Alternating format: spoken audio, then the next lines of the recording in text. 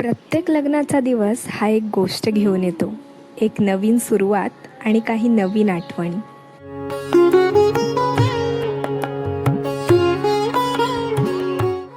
लग्नानंतर दोन व्यक्ती एकमेकांना सपोर्ट करतात.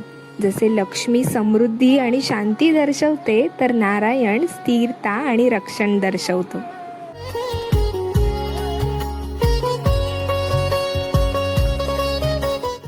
बरं, तुम्हाला माहिती आहे का, हिंदू धर्मामध्ये झेंडूची फुलं का वापरतात? तर झेंडूमध्ये नॅचरल अँटीबॅक्टेरियल प्रॉपर्टीज असतात, म्हणून पूर्वीच्या काळात हायजीन मेंटेन करायला ही झेंडूची फुलं वापरत होते.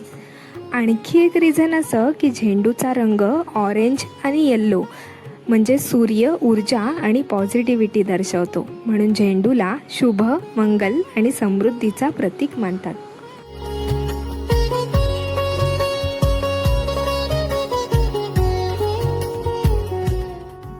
ही पेंटिंग करताना प्रत्येक रंगात कथा आणि एक भावना दडलेली जाणवली, आणि शेवटी ही पेंटिंग माझ्यासाठी एक सुंदर जर्नी बनली.